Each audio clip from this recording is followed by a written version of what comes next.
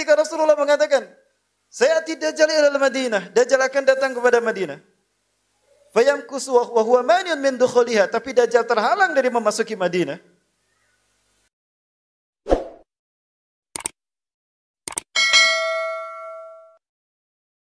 Orang kafir munafik keluar mendatangi Dajjal, fayamkusul mu'minun fi wasatil Madinah, orang beriman mereka tetap tinggal di dalam Madinah. Yang keluar orang kafir dan orang munafik.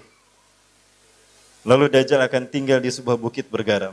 Bapak Ibu kalau nanti umroh plus Madinah, city tour Madinah, nanti ke Masjid Qiblatain, di belakang Masjid Qiblatain ada bukit, itu namanya Jabal Habsi. Nah itu bukit Dajjal.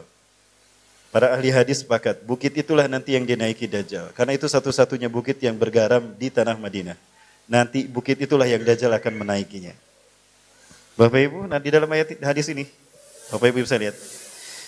Saya temukan hadisnya di dalam kitab Ensiklopedia Akhir Zaman, karya Dr. Muhammad Ahmad Al-Mubayyad, Syekh dari Palestina. Beliau menyampaikan, innakum satuqatiluna jaziratal Arab bayaftahu Allah. Kalian akan memerangi jazirah Arab dan Allah akan memenangkannya untuk kalian. Jadi yang pertama diperangi Imam Mahdi adalah jazirah Arab. Dan Allah akan memenangkannya. Kenapa? Karena ada kemunafikan tadi di sana. Bapak Ibu sudah bisa melihatnya. Bapak Ibu coba lihat Jeddah. Merinding saya melihat Jeddah, Bapak Ibu. Ya, ada Cina Tawan di sana. Ada Cina Tawan. Dan kehidupan sekuler, Masya Allah, Bapak Ibu. Ini Arab ini. Pada Rasulullah dulu pernah berkata, pernah bersabda, ukhrujul musyrikina min jaziratil Arab. Usir yang namanya kemusyrikan. Bersihkan jazirah Arab. Jazirah Arab tuh. Bukan hanya Mekah, Madinah saja. Dari kemusyrikan. Hari ini, justru mereka datang masuk ke Masjidil Haram. Ada yang pernah melihat mereka-mereka yang asing ini masuk ke Masjidil Haram. Berwisata melihat Ka'bah. Masya Allah Bapak Ibu. Ya, ada yang bilang katanya itu mu'alaf. Kalau mu'alaf pasti tidak begitu datangnya. Datang ke sana untuk beribadah tentunya. Bukan untuk berwisata. Bapak Ibu rahmati Allah, Imam Al-Qurtubi mengatakan, rahimahullah. Andai kan ada orang kafir mengendap-endap masuk ke tanah Mekah. Lalu tinggal di Mekah dan mati di sana. Maka kuburannya harus digali dan dikeluarkan dari Mekah. Saking haramnya mereka datang memasuki Mekah. Tinggal di sana. Pasca perang Irak Kuwait, Amerika membawa pasukan perangnya 40.000 orang ada di Mekah, Pak. Arab Saudi punya skuadron F-16. Itu pilotnya orang Amerika, Pak. Pilotnya Amerika digaji sama Saudi Arabia. Lah kalau perang Islam dengan Amerika, itu pesawat tempur membom siapa? Apakah umat Islam yang dibom? Atau ke Amerika yang dibom, Bapak Ibu? Banyak hal yang saya cemaskan dari sana. Nah ini yang kemudian membuat saya sempat menyampaikan ceramah yang harusnya itu ceramah internal. Saya sudah bilang pada panitia, jangan diupload. Kalau mau diupload, sampaikan dulu pada saya, edit dulu. Ternyata mereka upload langsung, sehingga viral sampai sekarang Bapak Ibu. Ya, di YouTube ada. Tapi karena sudah kadung viral, saya siap bersaksi di hadapan Allah. Dengan apa yang saya katakan Bapak Ibu. Baik, Bapak Ibu mati Allah, kembali ke sini. Innakum satakzuna jaziratal Arab yaftahu Allah. Kalian akan memerangi jazirah Arab dan Allah akan nyata kalian. Summa takzunal faras wa yaftahu Allah. Lalu kalian akan perang melawan Persia dan Allah akan memenangkannya untuk kalian. Bapak Ibu sekalian yang dirahmati Allah. Perang melawan Persia artinya juga perang melawan Iran, itu tadi. Ya, ada beberapa negara yang akan terlibat ketika Persia diperangi.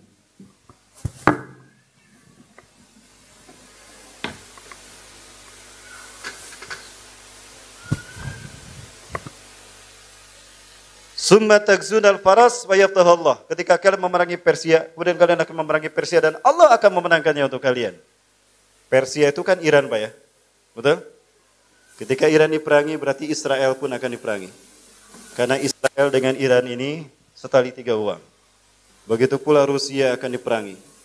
Sudah ada kerjasama antara Vladimir Putin dengan Hasan Rouhani sepakat untuk mewujudkan saling membantu mereka mewujudkan revolusi mereka.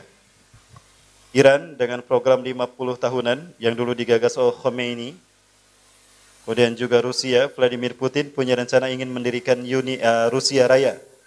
Ya, mengalahkan bukan mengalahkan Stalin, Lenin dan juga Gorbachev pendahulunya.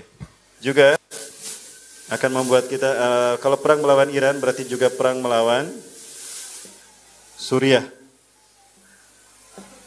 Dan perang melawan perang melawan Iran juga berarti akan perang melawan Cina. Negara-negara inilah yang ikut diperangi ketika Iran diperangi oleh Imam Mahdi nanti. Baik. Oh, ada Ustaz pengganti. Bapak Ibu sekalian, saya perlihatkan ini satu fakta lain.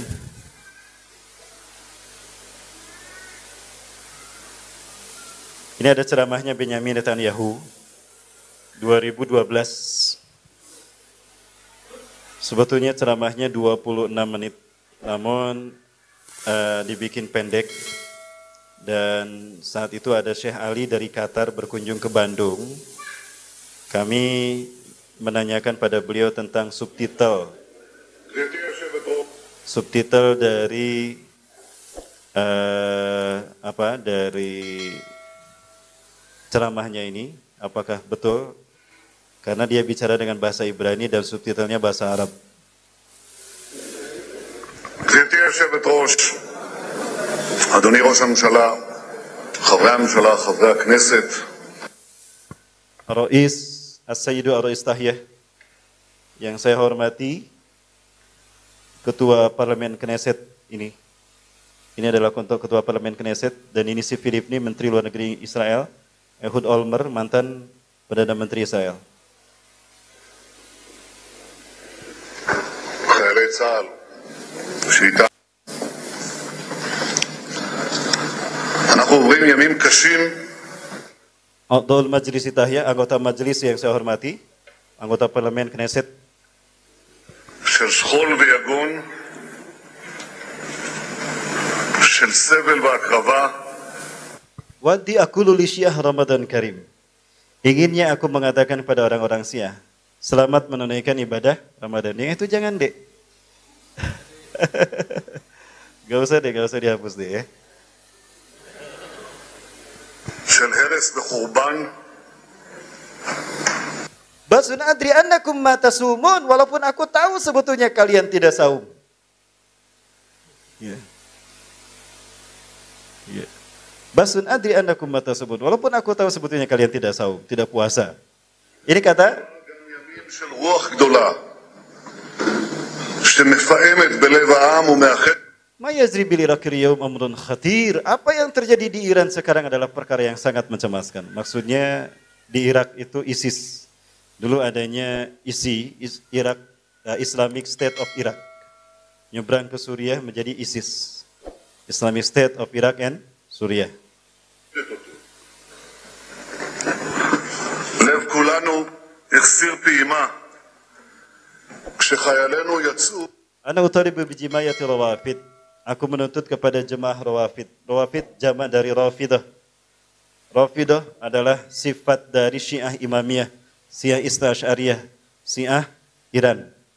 Menolak Islam kita, menolak Quran hadis. Di depan saya, Pak, mereka menolak Quran dan hadis. 2007 saya debat dengan ustadznya dari Syiah Majalaya.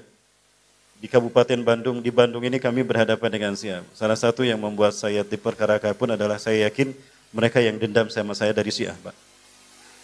Ya, 2007 sempat kita debat dengan mereka. Saya bawa Quran oleh-oleh dari Libanon, hadis oleh-oleh dari Yaman, Pak. Saya sampaikan, Ustaz, ini Qurannya, ini hadisnya. Silakan. Quran surat apa, ayat berapa, hadis dari sahabat siapa dan riwayat siapa. Biar dialog kita efektif. Ustadz ini mengatakan, punten Ustadz, kitab Quran kita beda, hadis kita juga beda. Allahu Akbar. Ditolak, Pak, Quran dan hadis yang kita bawa. Oh, ada apa dengan Quran ini, Pak? Quran kita berbeda, Ustadz. Quran yang asli adalah Quran yang ditulis oleh tangan Ali bin Abi Thalib. Ya. Yang asli itu yang ditulis oleh tangan Ali bin Abi Thalib. Seperti apa Qurannya? Jumlahnya 17.000 ayat. Alias 90 juz. Masya Allah, 3 kali lipat Quran kita. 30 juz aja susah ngapalinnya Bapak Ibu. Bapak Ibu hafal berapa juz ini? Hafal 30 juz apa juz 30? Hafal berapa juz Pak? Trikul. Ini 90 juz Bapak Ibu. Masya Allah. Boleh saya lihat Qurannya? Masih disembunyikan. Hah? Kenapa disembunyikan? Kalau tidak disembunyikan nanti ditahrif dan ditankis lagi oleh kalian Ahlus Sunnah wal Jamaah. Wah Anda belum apa-apa udah seuzon sama kami. Ya. Terus selama ini kalian berpedoman dengan apa? Kami selama ini secara takiyah berpedoman pada Quran yang ada pada kalian. Jadi mereka pura-pura Pak mengimani Quran kita Pak. Saya ambil lagi Quran. Ustadz, tunggu aja nanti Quran Ustadz ya. Kapan munculnya? Nanti menjelang hari kiamat. Makin tidak masuk di akal. 90 juz, 3 kali lipat Quran kita, munculnya nanti menjelang hari kiamat. Lalu kapan mengamalkannya? Kan tidak masuk di akal Bapak Ibu. Mereka membangun keyakinan dari sesuatu yang fiktif. Dari sesuatu yang tidak ada. Sama dengan agama yang besar di Eropa, dibangun dari sebuah fiktif tentang siapa sosok Tuhan mereka. Betul? Bapak Ibu rahmati Allah. Nah, ini Bapak Ibu, kita lanjut sedikit.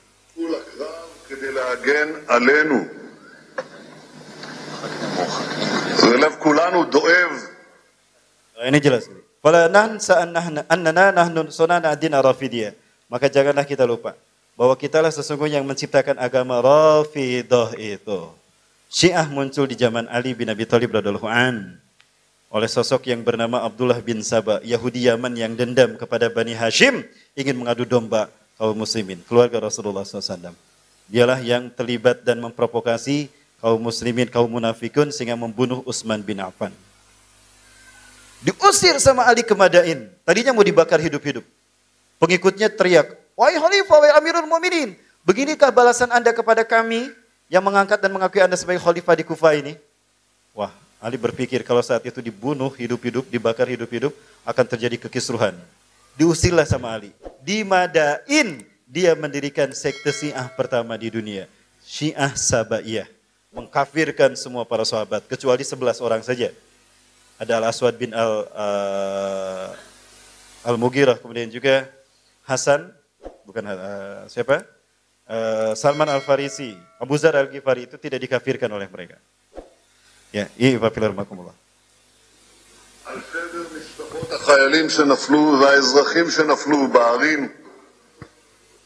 Wahum yakhdumuna mundu ta'sis, dan mereka harus melayani kita sejak mereka kita dirikan Bapak Ibu. Intinya Bapak Ibu, kalau kita lihat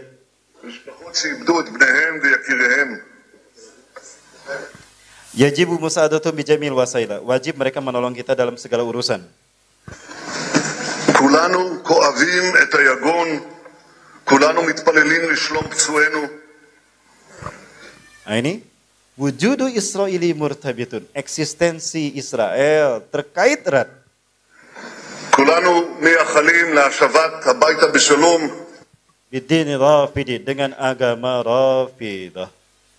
Jadi nggak bisa dipisahkan antara Syiah dengan Zionis, tidak bisa dipisahkan antara Iran dengan Israel. Bapak Ibu rahmati Allah, coba saya perlihatkan.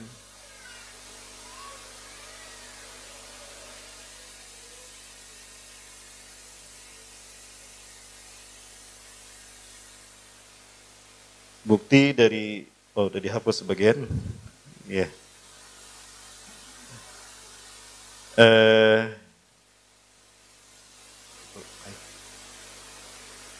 Kita live ya. Live? Live. Live apa enggak?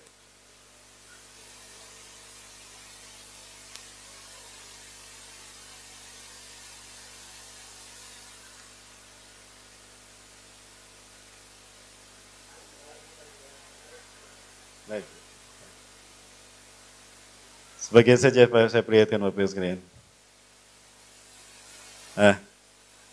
Bagaimana ini ada hadis Rasulullah SAW yang menjelaskan bagaimana petaka akan menimpa bangsa Arab. Hadisnya dari Zainab binti Jahshin, Ummul Mukminin, anna Rasulullah SAW istiqadha min naumih. Rasulullah terbangun dari tidurnya, wa huwa yaqul, dan beliau bersabda, la ilaha illallah, tidak ada Tuhan selain Allah. Wailun lil arabi min syarrin qad iqtaraba. Kecelakaan akan menimpa bangsa Arab karena keburukan yang telah mendekat kepada mereka. Futihal yauma min radmi Ya'juj wa Ma'juj misla hadih. Telah terbuka lubang Ya'juj Ma'juj sebesar ini. Rasulullah terbangun membayangkan mendapatkan wahyu dari Allah tentang petaka yang akan menimpa bangsa Arab karena dekatnya fitnah Ya'juj dan Ma'juj kepada mereka. Baik, Ibafillahimakumullah. Kita akan sampai situ dulu. Sebentar. Yang dimaksud bangsa Arab mana menurut kita? Palestina bangsa Arab bukan?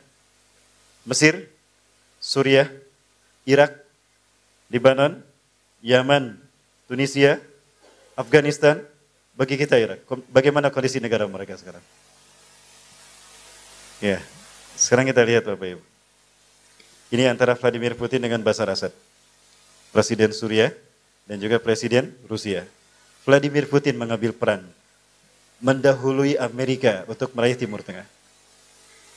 Vladimir Putin juga melakukan langkah strategis bekerjasama dengan Mesir, membantu Abdul Fattah As-Sisi dalam pembantaian para pengikut siapa? Muhammad Mursi, menggulingkan Muhammad Mursi, presiden pertama yang terpilih secara demokratis.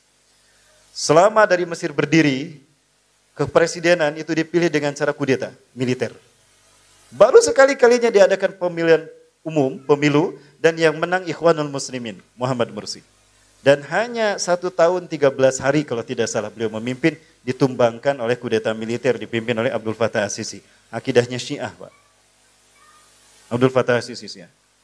Dan ini Vladimir Putin bersama Israel bikin MOU. Lalu MOU-nya diserahkan kepada negara eksekutor mereka. Siapa? Iran. Ya. Dan Iran saya nggak tahu kerjasama dengan siapa. Yang ini tidak saya bahas. Cuma lewat saja.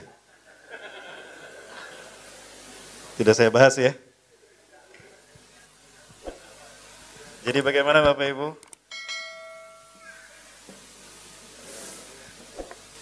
Ya.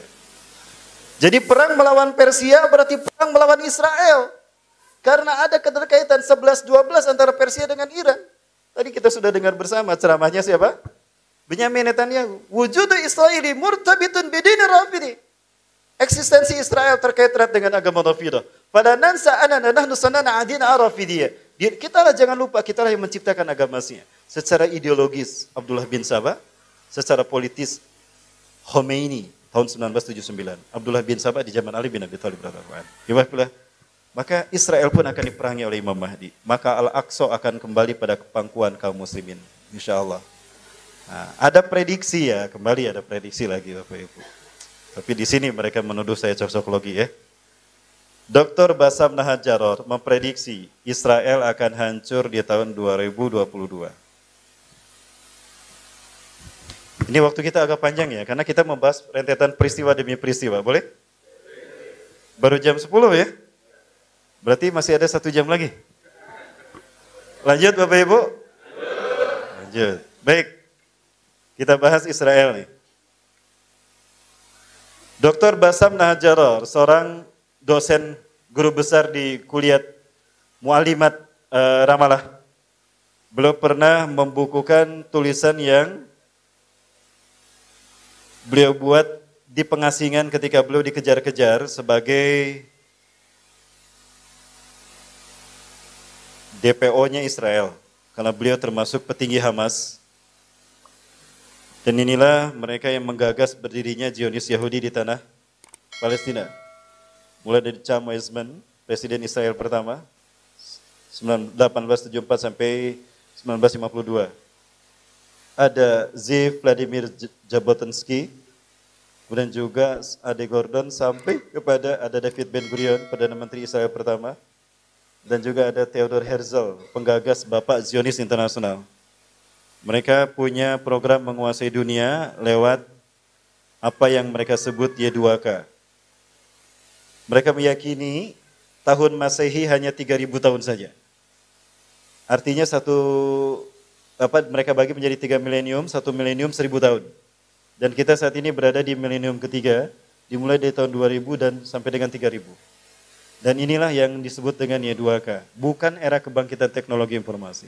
Y2K adalah ikon bagi mereka untuk berdiri menguasai dunia. 1000 tahun sebelum hari kiamat adalah masa mereka menguasai dunia.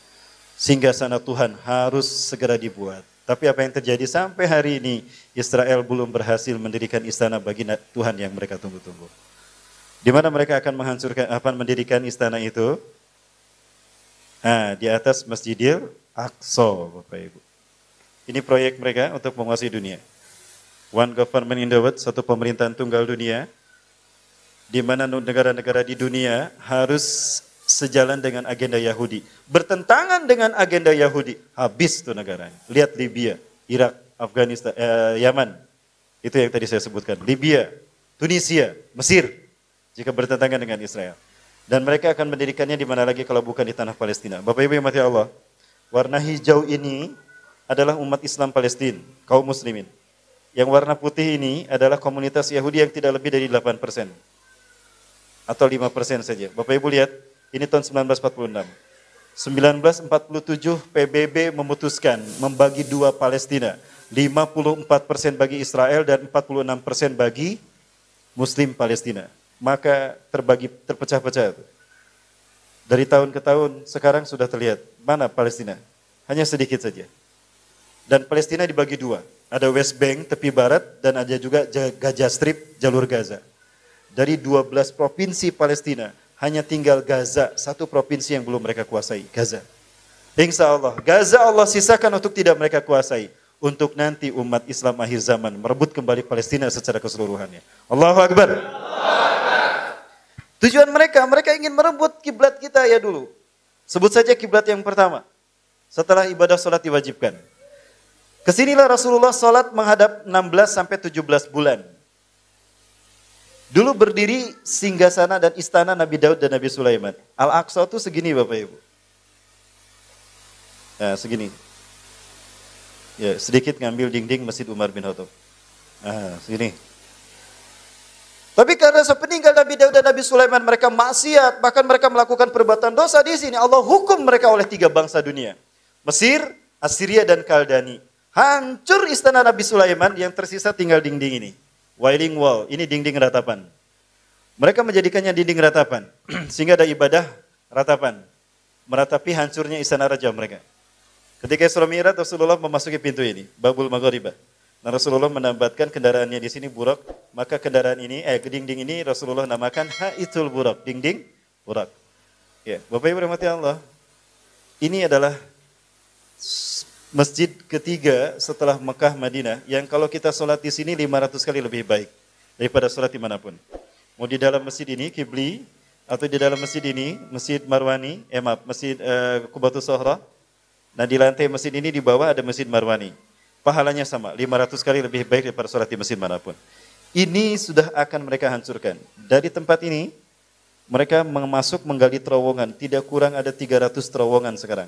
Tujuannya, apabila ada gempa 5 atau 6 skala Richter saja, Masjidil Aqsa akan hancur. Lalu akan segera mereka gantikan dengan Bait Solomon, istana Dajjal yang mereka bangun. Ini yang mereka rencanakan. Kalau Al-Aqsa hancur seperti ini nanti gantinya. Demi Allah ini tidak akan pernah terjadi. Kenapa? Rasulullah menyebutkan 4 masjid di muka bumi yang Dajjal tidak bisa memasukinya. Karena 4 masjid ini dijaga oleh malaikat. Masjidil Haram, Masjid Nabawi, Masjidil Aqsa, dan Masjid Tur di Sinai. Disebut Masjidil Aqsa artinya terjauh. Aqsa itu paling jauh dari Mekah. Artinya terjauh. Ya. Dan kalau ini terwujud berarti cita-cita iblis dan Dajjal menguasai dunia terwujud Bapak Ibu. Inilah yang mereka sebut dengan the New World Order. Tapi demi Allah ini tidak akan pernah terjadi. Selama kita Muslim Indonesia masih peduli kepada Palestina. Betul? Takbir. Insya Allah Bapak sekalian hormati Allah. Ya. Kenapa harus Indonesia? Tadi malam saya bahas di Bondowoso Bapak Ibu. Nanti juga kita bahas insya Allah di Malang ini. Ya, maka tetap hadir saya sampai besok subuh di Kota Malang. Ya. Baik Bapak Ibu hormati Allah. Nah, ada prediksi yang cukup lumayan bagus ini dari berangkat dari Quran ya. Dari sosok yang bernama siapa? Dr. Basam Nahan Jaror. Beliau menganalisa Quran satu-satunya surat yang berbicara kehancuran Yahudi Israel Zionis Yahudi, surat Al-Isra ayat keempat sampai ayat 104. Ayat keempat sampai ayat ke-8 dan 104. Di dalam ayat yang keempat, Allah berfirman, A'udzubillahi minasyaitonirrajim. Wa qadayna ila bani Israil fil kitabi la tufsiduna fil ardi maratain. Ya. Wa qadayna, dan kami telah menetapkan. Qada ini bukan qadar. Qada beda qada dengan qadar. Wa qadayna ila bani Israil fil kitabi. Kami telah menetapkan kepada Bani Israel di dalam Alkitab, la tufsiduna fil ardi maratain. Sungguh mereka akan berbuat kerusakan 2 kali di muka bumi. Sebetulnya banyak kerusakan yang dilakukan oleh bangsa Yahudi. Tapi ada 2 yang Allah pandang sebagai kerusakan terbesar, di mana 2 kerusakan ini akan menuai 2 hukuman. Lalu wala ta'lunna 'uluwan kabira, dan sungguh mereka akan berbuat kehancuran dan kehancuran yang sungguh besar-besarnya. Kesombongan yang besar di muka bumi. Nah, Bapak Ibu nanti bisa dikaji di rumah ayat ke-4 sampai ayat ke-8 dan 104. Intinya Bapak Ibu yang mati Allah. Ini ayat yang ke-104-nya. Wa qulna min ba'dihi, dan kami berkata sesudah itu kepada Bani Israil, uskunul ardo, tinggallah di bumi Palestina ini. Fa idza ja'a wa'dul akhirah, apabila tiba hukuman yang kedua, ji'na bikum lafifa, akan kami datangkan kalian sebagai bangsa yang besar. Sekarang Yahudi di mana-mana ada, bahkan di Indonesia juga ada. Ada Yahudi Afrika juga berkulit hitam, ada Bapak Ibu. Tapi dianggap sebagai kasta yang terendah. Nah, menarik apa yang dikemukakan oleh Dr. Bassam Nahar di dalam bukunya Kehancuran Israel di tahun 2022. Prediksi berdasarkan Al-Quran dan analisa matematika. Ya.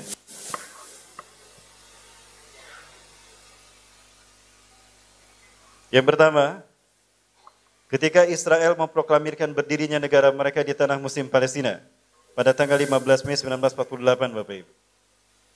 Pada saat itu, seorang wanita tua Yahudi menangis dan masuk ke rumah penulis Irak yang bernama Muhammad Ahmad Ar-Rasyid. Maka Syekh Ahmad Ar-Rasyid bertanya kepada wanita tua Yahudi, ya jadda limadha tabkin? Afala takun liqaumika baladun? Mundu tawiriz zaman. Ya. Wahai ibu, wahai nenek, kenapa engkau menangis? Bukankah kaum Anda sekarang punya negara di tanah Palestina? Iya. Sesungguhnya berdirinya negara Yahudi ini menjadi sebab mereka akan dihancurkan. Negara ini hanya berumur 76 tahun saja. Ini asumsi pertama yang dibangun oleh Dr. Bassam Nahar tentang prediksi kehancuran Israel. 15 Mei 1948, itu jatuh pada tahun 1367 Hijriah. Kalau ditambah 76 hasilnya berapa? 1443. 1443 Hijriah bertepatan dengan 2022. 2022. Jika benar terjadi dengan izin Allah, 2022 Israel hancur. Berarti berapa tahun lagi Bapak Ibu? Berapa? 3 tahun, 2 tahun. 3 tahun jalan ya? Dari sekarang berarti 3 tahun. 2020, 2021, 2022.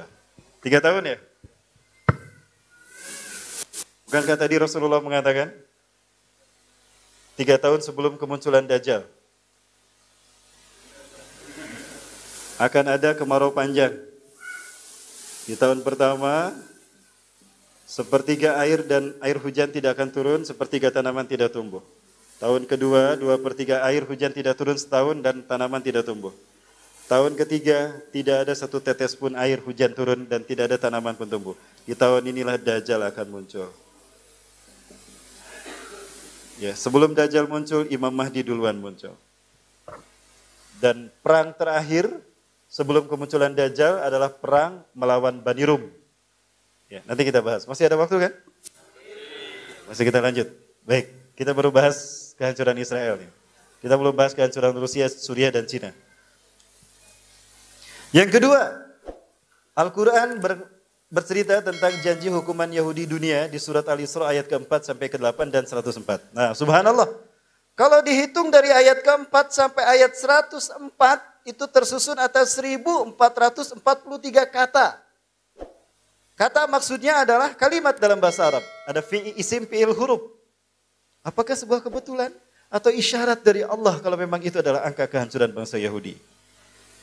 Ya, 1443 kata, indikator 1443 Hijriah. berkaitan dengan 2022. Yang ketiga, pada tahun 1982 Israel dipimpin oleh wanita pertama yang menjadi Perdana Menteri. Dan ini kejam, Menahem Begin. Dia menyerang Libanon dan menginvasi Libanon. Kona diinvasi, diserang, dan dataran tinggi Golan berhasil direbut oleh Israel. Nah, saat itu dia berceramah. Dia berkata, sesungguhnya Israel akan menikmati sesuai dengan nas dalam kitab Taurat. Tahun-tahun kedamaian mereka hanya 40 tahun saja. 1982 ditambah 40 berapa? 2022. Berkaitan dengan 1443. Dan terakhir, asumsi yang keempat terkait dengan komet Halley. Dalam keyakinan Yahudi, komet Halley ini mengisyaratkan dua hal. Kehancuran satu kaum dan kebangkitan satu kaum. Ya, kehancuran satu kaum dan kebangkitan satu kaum. Tahun 1948,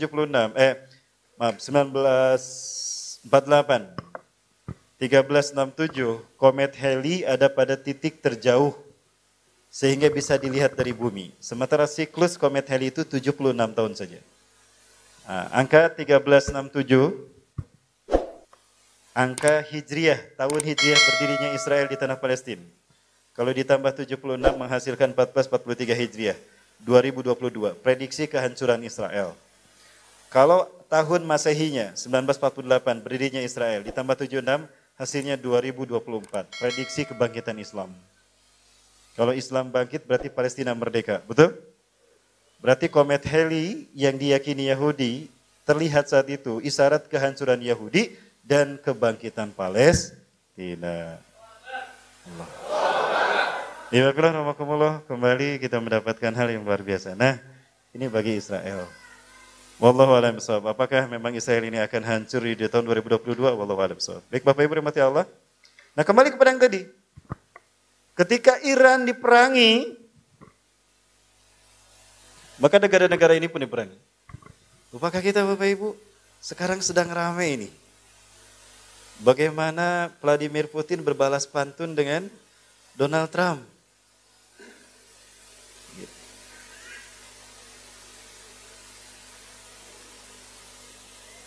Beberapa peristiwa besar Bapak Ibu sudah kita lihat. 2019 bulan Januari, Gina Haspel, ya, Direktur CIA menyatakan meminta maaf kepada Usama bin Laden kalau Usama bin Laden tidak terlibat dalam WTC. Bahkan dia berjanji akan mengeluarkan dana sebesar apapun untuk membayar kerugian yang dialami oleh Bin Laden Corporate akibat fitnahan yang diberikan oleh Amerika. Kalau tidak salah setelah itu Gina Haspel mengatakan mengundurkan diri. Ya, dia sebetulnya menolak dari pencalonannya sebagai ketua CIA, kepala CIA oleh Donald Trump. Dan lupakah kita isyarat kemunculan dua pasukan Al-Mahdi yang terbaik. Ahlu Syam dan Panji Hitam dari Khurasan. Antonio Guterres, Sekjen PBB memutuskan bahwa satu-satunya solusi untuk konflik Palestina-Israel adalah solusi dua negara. Kalau kita ke West Bank Bapak Ibu, mentok di pertigaan jalan, ke kanan itu ke Ramallah, nah itu akan menjadi wilayah Palestina, ibu kotanya Ramallah. Kalau ke kiri itu ke Al-Quds, ke West Bank, tepi barat, dan ibu kotanya Yerusalem, itu milik Israel. Kalau itu terjadi, berarti Yerusalem itu diklaim Israel, Masjidil Aqsa akan segera mereka hancurkan.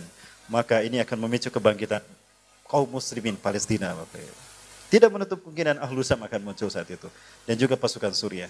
Perang melawan Iran, juga perang melawan Suriah. Rasulullah SAW menyebutkan, Sufyani akan mengirimkan pasukan membunuh Imam Mahdi.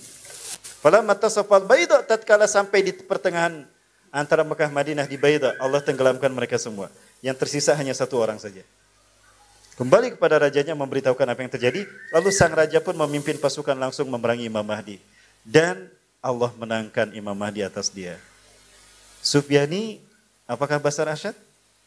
Selama ini kita tahu pemimpin Suriah adalah Bashar Asad. Kalau tahun depan Imam Mahdi terjadi pembayatan Imam Mahdi, berarti Sufyani yang dimaksudkan adalah Bashar Asad. Dia keturunan Abu Sufyan, Sufyani. Darah Abu Sufyan dibawa oleh Muawiyah bin Abi Sufyan. Dia tidak berbaiat kepada Ali bin Abi Thalib. Abu Muslim berkata, ya Muawiyah, Innal muslimin innan nasa qad yubayyuna aliyan falimada tubayyu. Falimada tubayyu. Ya, kenapa engkau tidak berbayat? Falimala tubayyu. Kenapa engkau tidak membayat Ali bin Abi Thalib? Aku kecewa kepada Ali. Ali tidak menghukum pembunuh Utsman bin Affan. Utsman itu sepupuku. Mereka pembunuhnya kok berkeliaran dibiarkan begitu saja. Aku tidak terima. Maka aku tidak akan berbayat. Pergilah dia ke Suriah. Di Damaskus mendeklarasikan berdirinya dinasti Umayyah. Maka darah Sufyani sampai ke Suriah. Suriah, Sufyani. Nah kemudian, lupakah kita Bapak Ibu? Amerika sudah mengaku kalah dari Taliban. Artinya, di Afghanistan, Taliban sudah kembali berkuasa. 2 negara adidaya tidak berhasil mengalahkan Taliban.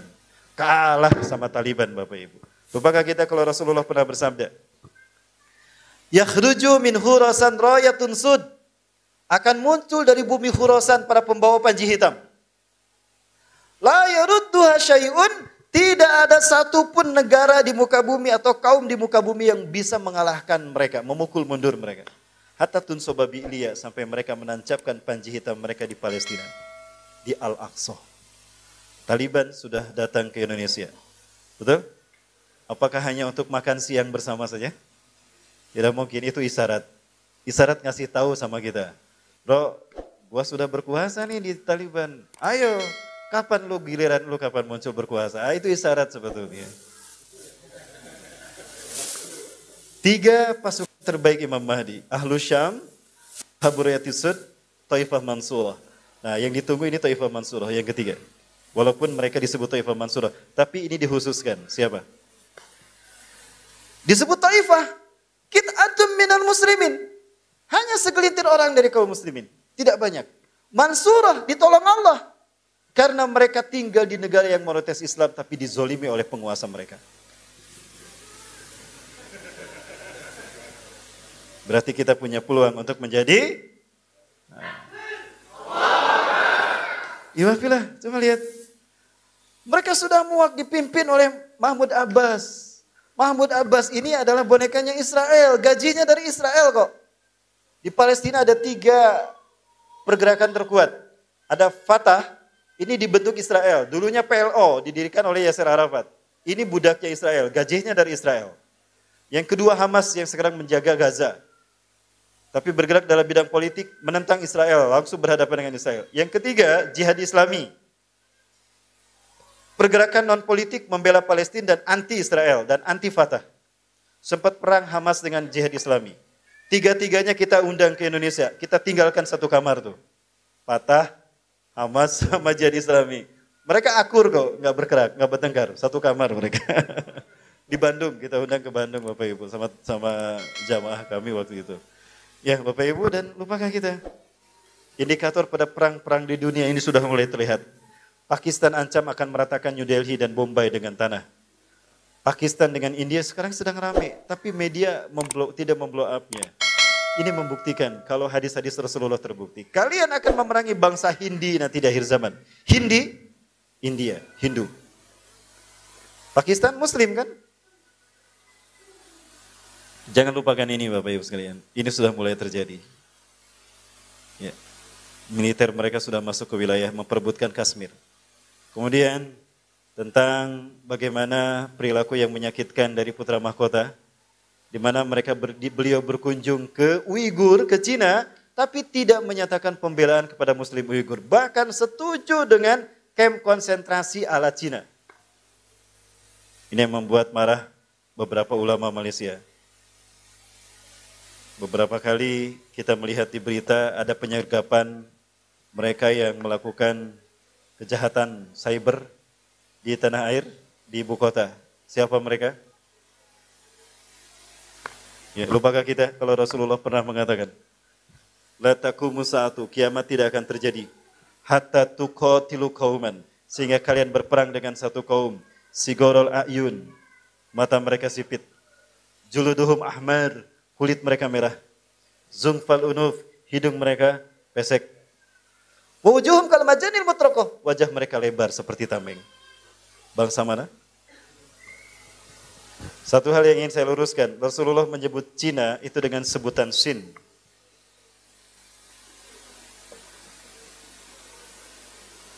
Dan ketika Rasul menyebut sin, ini artinya muslim. Utlubul ilma walau bisin. Tuntutlah ilmu walaupun harus ke negeri Cina. Kenapa? Mereka muslim. Siapa yang mengislamkan mereka? Zulkarnain di zaman Nabi Musa alaihissalam. Zulkarnain, Amnihotep atau Akhenaton. Dia adalah satu-satunya Fir'aun yang diangkat menjadi Nabi dan Rasul Allah. Dia beriman kepada Allah melalui dakwah Nabi Musa. Lalu Allah mengangkatnya menjadi Nabi dan Rasul. Itu Allah ceritakan dalam surat Al-Kahfi. Ya Bapak.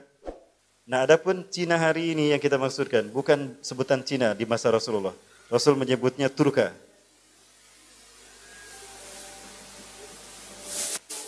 Bahasa kitanya Turki. Dan kalau Rasulullah menyebut Turki, Rasul tidak menyebut Turki tapi Konstantinia. Konstantinopel.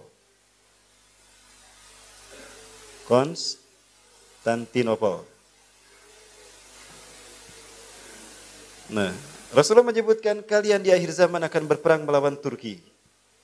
Ya, ciri-cirinya sipit mata mereka, merah kulit mereka, pesek hidung mereka, dan lebar wajah mereka seperti tameng. Tapi kita menyebutnya sama saja. Mereka tidak berislam. Baik, Ibu Rahmatullah. Sudah ada. Alhamdulillah. Baik, Ibu Rahmatullah. Nah, lupakah kita, Raja Salman pernah meminta kepada negara-negara Arab dan dunia untuk ikut berperan bersama Arab memerangi Iran. Tuh kan? Kalian akan memerangi Iran. Dan di saat perang melawan Iran, Barat akan bersekutu dengan kalian. Wa ta'khuduna hilman taman ma'hum. Kalian akan mengambil perjanjian yang sempurna dengan Bani Rum. Artinya bersama Bani Rum akan memerangi Iran. Gonimah akan banyak didapatkan. Tapi mereka Bani Rum tidak dapat gonimah. Marah mereka. Nah di saat itulah Bani Rum berkhianat kepada kaum muslimin. Mereka pecah mengundurkan diri. Dan mereka membentuk persekutuan tersendiri. Memisahkan diri dari kaum muslimin. Setelah perang melawan Iran.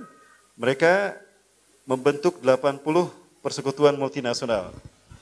Tajtami'una tahta samanina royah. Mereka berkumpul di bawah 80 bendera. Walikuli royatin, satu bendera, 12.000 pasukan. Berarti 960.000 orang akan menguasai Turki.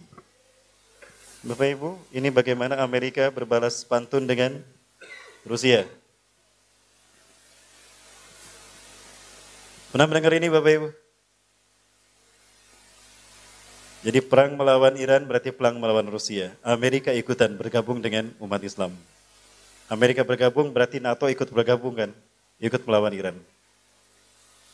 Ya, Bapak Ibu rahmati Allah, inilah peristiwa-peristiwa besar yang akan dialami oleh Imam Mahdi. Sampai nanti ketika perang melawan Iran selesai, Eropa berkhianat, Bani Rum berkhianat. Salib menang, marah umat Islam. Kata siapa? Kami ikut berperang juga. Didorong tuh yang bawa salib, jatuh mati itu. Ya. Maka kemudian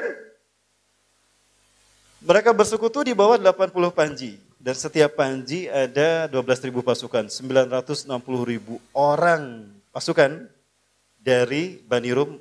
Mereka turun di A'mak atau di Dabik. Mana A'mak dan Dabik? Turki. Artinya Turki dikuasai oleh mereka. Nah, ketika Turki mereka kuasai, Bapak Ibu rahmati Allah, kemudian umat Islam posisinya di mana? Kekhawatiran saya saat itu Imam Mahdi sudah ada. Oh iya, ini hadisnya Bapak Ibu.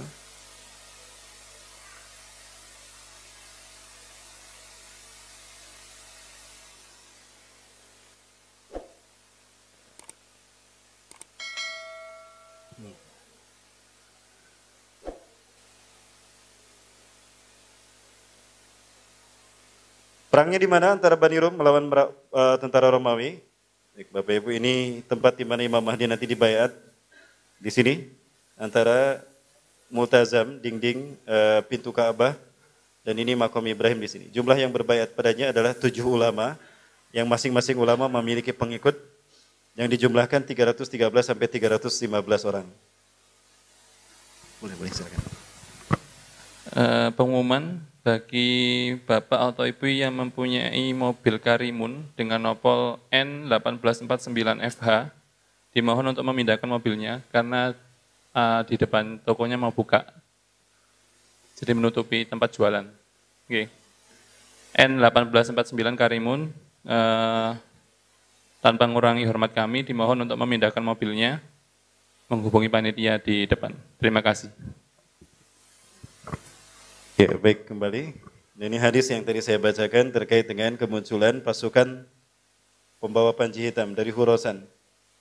Ya, tidak akan ada yang pernah mengalahkan mereka sampai panji hitam ini mereka kibarkan di Baitul Maqdis atau di Masjidil Aqsa. Nah, ini Khurasan. Sebetulnya Khurasan secara teritorial itu masuk ke wilayah Afghanistan, namun Iran mengklaim Khurasan masuk ke dalam mereka. Padahal yang dimaksudkan dengan Khurasan oleh Rasulullah adalah wilayah Islam, dan justru yang Rasul sebut dari Iran adalah Isfahan, tempat munculnya Dajjal dengan 70.000 pasukannya. Imam Mahdi Syiah itu akan diikuti oleh 70.000 pasukannya dan berasal dari Isfahan, Iran. Berarti Yahudi dengan Iran ini sama saja Bapak Ibu. Ini buktinya pasukan Yahudi mereka muncul dari Isfahan, Iran. Dan ini wilayah di mana perang itu akan terjadi. Nah, Turki pada saat itu kemungkinan akan dikuasai oleh 80 negara. 80 panji artinya 80 negara. Ya. Berarti 960 tentara Eropa, Romawi akan menguasai Turki. Nah, kita tidak tahu apakah Erdogan selamat. Sekarang ini Erdogan mengalami tekanan kuat di Istanbul dan Ankara. Putra kami selalu memberitakan situasi yang terjadi di sana. Ya, kemarin juga terteleponan memberitahukan bagaimana kondisi hubungan Turki dengan Suriah. Tidak semua rakyat Turki yang pro kepada Erdogan.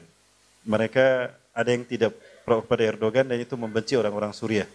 Bahkan juga membenci orang Indonesia yang ada di sana. Kalau orang Indonesia dapat beasiswa mudah, kenapa mereka susah? Itu yang membuat mereka cemburu, Bapak Ibu.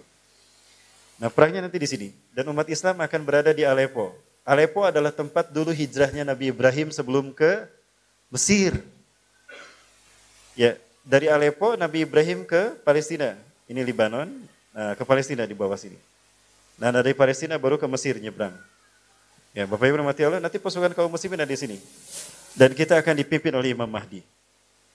Imam Mahdi sudah ada. Dan saat itu perang pun terjadi di mana nuklir digunakan untuk perang melawan Bani Rum. Prediksi saya nuklir saat itu masih ada. Jadi perang nuklir ini luar biasa Bapak Ibu. Tidak dapat kita bayangkan bagaimana dahsyatnya perang nuklir. Kalau terjadi, entah bagaimana nasib Indonesia, apakah masih ada atau tidak. Ini saya gambarkan bagaimana perang nuklir kalau sampai terjadi. Ini ada simulasi dari saudara kita. Beliau pengamat akhir zaman juga. Bertemu dengan saya lalu kita sama-sama dakwah di Balikpapan Bapak Ibu.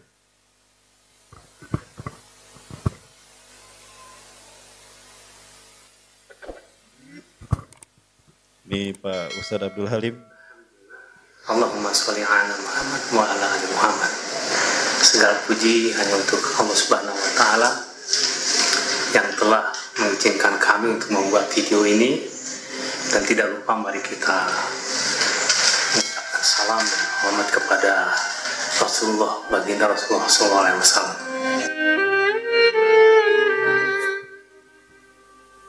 Ada perbedaan pendapat antara Malhamah Kubro dengan Armageddon.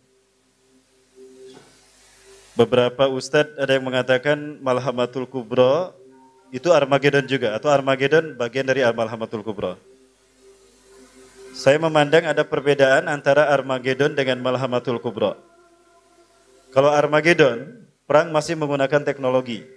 Teknologi masih digunakan. Adapun Malhamatul Kubro, itu teknologi sudah tidak ada. Wah, sebentar, baterainya habis Bapak Ibu. Oh ini belum nyolok ya Pak? Sudah nyambung ya? Oh enggak masuk Pak? Tidak masuk. Itunya barangkali Pak. Ini ya kurang kuat. Nah itu akhir zaman Pak. Akhir bulan, kalau ini akhir bulan. Harus dilem biru ya. Ya mudah-mudahan nanti bisa diganti.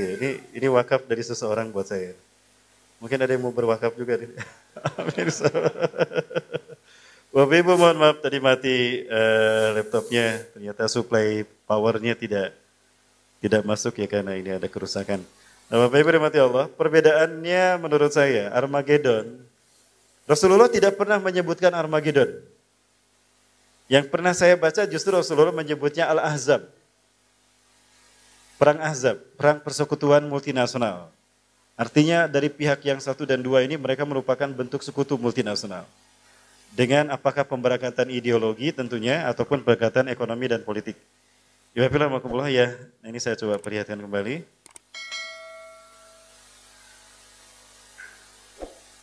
Ya. Nah, Bapak Ibu rahmati Allah, jadi beberapa perang tadi, ketika perang melawan Bani Rum, atau perang melawan Bani Rum, saat itu Konstantinopel dikuasai oleh Romawi. Artinya Turki ada dalam kekuasaan Romawi, dikuasai oleh mereka. Nah, kemudian pertanyaan saya adalah apakah Erdogan termasuk yang gugur pada saat itu atau dia bergabung dengan Hamas? Karena sudah berkomitmen kepada Hamas, saya mendapatkan data beberapa, di mana Erdogan siap untuk membantu Hamas membebaskan Palestina, Suriah, dan umat Islam yang tertindas seluruh dunia. Masuk ketika Rohingya Myanmar bergejolak, Erdogan datang ke Myanmar. Bahkan datang ke Aceh melihat pengungsi Rohingya. Ya, tanpa diketahui oleh presiden kita saat itu. Entah presiden kita berkunjung atau ke sana. Ya. Baik, gimana Bapak Ibu? Mohon maaf, ya ini sedang dilihat. Yang nggak apa-apa di close aja itu, ya nggak masalah. Ya. Udah betul semua. Kita lihat perangnya aja. Belum muncul Mas. Belum muncul? Ya, sebentar. Coba. Ini lagi kita udah ini tadi. Oh masih belum ke duplikat. Diantar aja. Baik, ya Ibu Rahmatullah. Nah, perang melawan Bani Rum ini kemungkinan masih menggunakan teknologi. Dan bisa jadi ini perang dunia ketiga. Di mana teknologi masih digunakan saat itu oleh dunia, ya. Dan tidak dapat terbayangkan bagaimana perang nuklir ini melanda kita. Kita bisa melihat bagaimana perang dunia kedua, Hiroshima Nagasaki dilumatkan oleh Amerika dengan bom nuklir yang ditemukan oleh Einstein. Einstein sendiri begitu tahu penemuannya menjadi senjata pemusnah massal, dia menyesal luar biasa. Ya. Saya ingin memperlihatkan analisa bagaimana jika perang nuklir nanti terjadi, Wafilah. Ya. Sebentar, ya, coba. Kemudian ketika perang melawan Romawi ini berhasil, maka Konstantinopel akan kembali jatuh pada pangkuan kaum muslimin. Romawi akan kalah. Rasulullah mengatakan, "Summa tagzuna Rum wa yaftahu Allah." Lalu kalian akan memerangi Romawi dan Allah akan memenangkannya untuk kalian. Artinya, Turki atau Konstantinopel akan kembali pada pangkuan umat Islam. Dan perang ini, kalau memang masih menggunakan teknologi, berarti perang terakhir menggunakan teknologi. Di dalam kitab Ensiklopedia Akhir Zaman, karya Dr. Muhammad Ahmad Al-Mubayyid, di sana dinyatakan, Bainal Malahim wa Fathil Konstantiniyah, antara perang huru-hara akhir zaman dan juga pembebasan Konstantinopel, Istanbul, wa baina khurujid Dajjal, dan antara kemunculan Dajjal hanya 7 bulan saja. Sab'atu ashhur. 7 bulan saja. Masya Allah Bapak Ibu. Ini terjadi dalam waktu dekat. Ya, perang demi perang ini hanya memakan waktu dekat. Jadi betapa dekat kemunculan Dajjal kepada kita hari ini. Ya. Apakah Dajjal akan muncul di zaman kita Bapak Ibu? Ada satu euforia yang sekarang sedang dinikmati oleh Israel. Kenapa demikian? Israel yakin bahwa tanda akan munculnya raja yang mereka tunggu-tunggu adalah lahirnya sapi yang berwarna merah mulus tanpa cacat. Red heifer. Pernah mendengar Bapak Ibu? Hari ini sapi merah itu sudah lahir. Sapi inilah nanti yang akan dikorbankan untuk Tuhan yang mereka tunggu-tunggu. Bagi saya Tuhan yang mereka maksudkan adalah Dajjal. Apakah itu artinya Dajjal akan muncul di zaman kita? Sepertinya Bapak Ibu. Ya, ini akan saya perlihatkan satu tayangan terakhir Bapak Ibu terkait dengan hadis-hadis munculnya Dajjal. Suatu hari Rasulullah SAW ceramah. Dan Rasul mengatakan, saya rujuk Dajjal min hakuda. Dajjal akan keluar dari sana. Rasulullah mengarahkan telunjuknya ke sebuah pulau yang berada di Laut Yaman. Pulau ini dinamakan Pulau Socotra. Para mboloh bisa melihat nanti di internet, Pulau Socotra. Ya. Pulau yang diduga dibesarkannya Dajjal sejak usia 5 sampai 20 tahun. Dan di pulau itulah kemudian Rasulullah SAW beralih ke sayahruju min huna. Rasulullah mengatakan mengangkat telunjuknya ke arah atas, berarti ke Pulau Sedir. Di bawah Turki dekat Yunani dan juga Siprus. Di sana ada Dajjal Island, Pulau Dajjal. Wa huwa sayahruju min hauna. Min hunaka, dan dia akan keluar dari sana. Dari mana? Dari Iran, Isfahan, Iran. Nah, Bapak Ibu yang mati Allah, ya, sambil kita tunggu. Ketika Dajjal nanti ke Madinah, dia tidak bisa memasukinya. Nah, ada satu pemuda yang dia terbaik imannya. Di saat orang-orang kafir dan orang munafik mereka keluar menuju Dajjal, orang-orang beriman tinggal di dalam Madinah.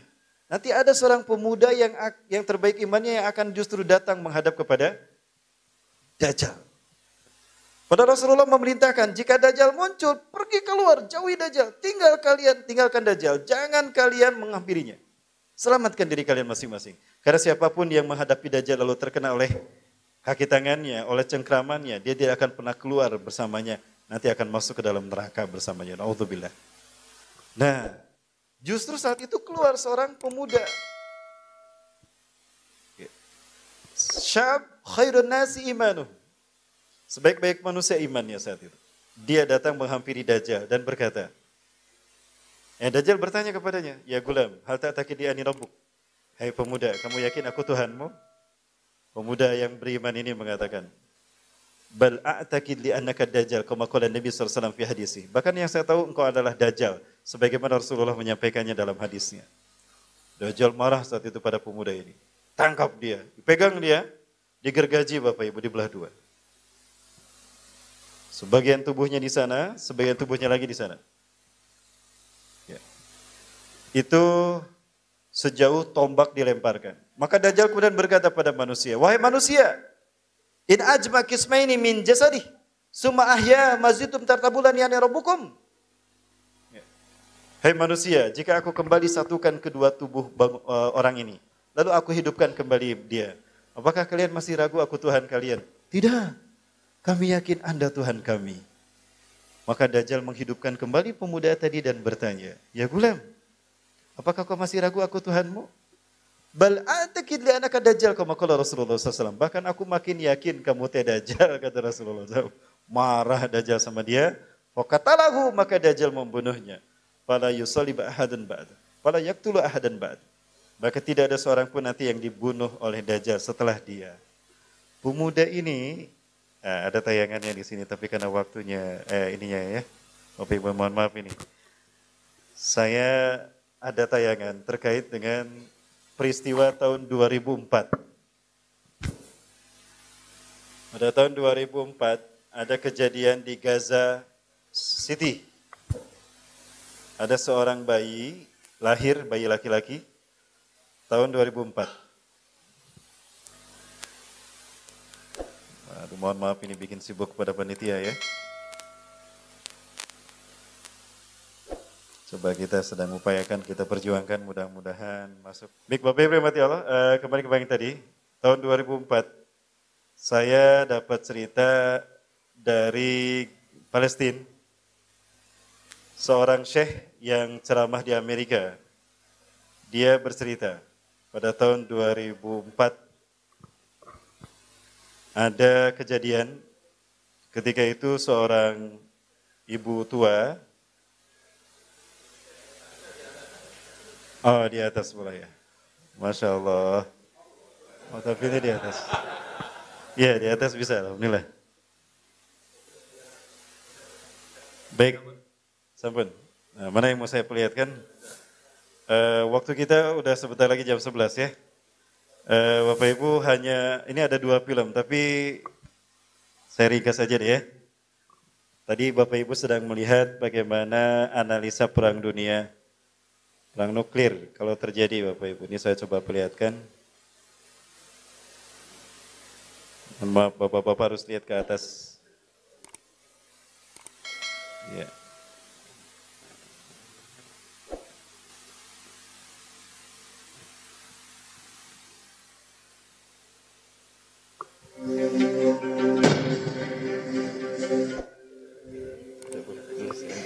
Assalamualaikum warahmatullahi wabarakatuh.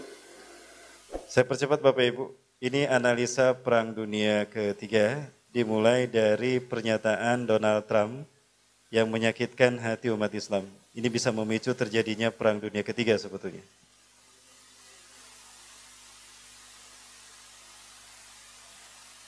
Therefore, I have determined that it is time to officially recognize Jerusalem as the capital of Israel.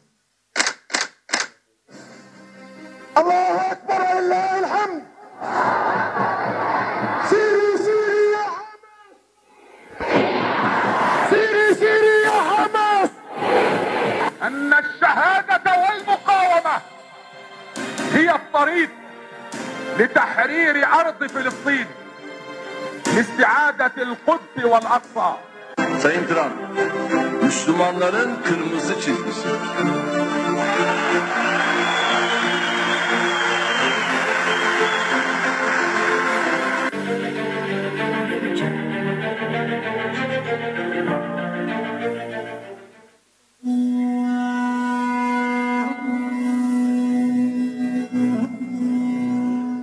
Ini ada asumsi Bapak Ibu bagaimana perkiraan terjadinya perang dunia ketiga. Beliau memprediksi 2020-2021. Ya. Saya percepat karena waktu kita ya. Berangkat dari data perang dunia kedua.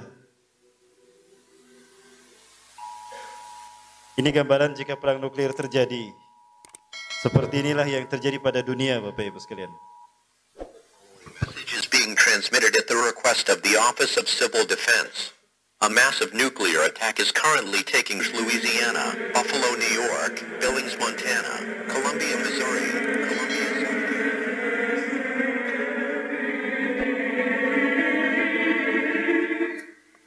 Negara-negara melemparkan nuklir mereka.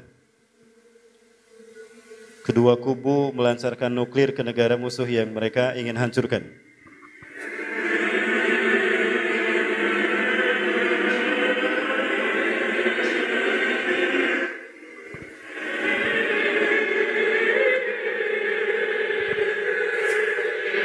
Sifat bom nuklir, gelombang pertama membakar hangus,